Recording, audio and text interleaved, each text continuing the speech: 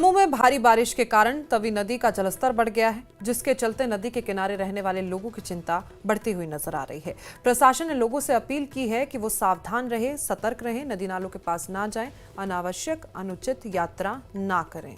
जम्मू से तस्वीरें हम आपको दिखा दे रहे हैं। नदी का जलस्तर बढ़ गया है, तवी नदी की तस्वीरें थी। लोगों को सख्त हिदायत दी गई है कि नदी नालों से दूर रहे, अपने मवेशियों को दूर रखें और ऐसे में सतर्कता बरतें।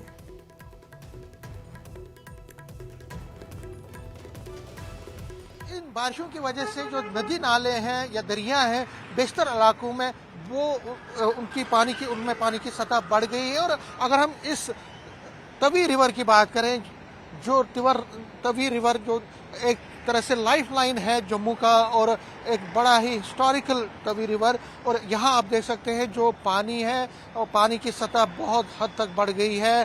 तवी रिवर जो है उफान पे है और पानी की सतह, क्योंकि बालाई इलाकों में जिस तरह से बारिशें हुई हैं तो वहाँ का जो पानी है अब वो फ्लो कर रहा है। और आप देख सकते हैं बारिशें बहुत ज़्यादा होने की वजह से दरिया की सतह जो पानी की सतह जो है इस दरिया तवी में वो बढ़ गया है। और जो प्रेडिक्शन है वो ये भी है कि ये पानी की सतह और ज़्यादा बढ़ सकती है, क्योंकि बारिशें और ज़्यादा यहाँ पे होंगी।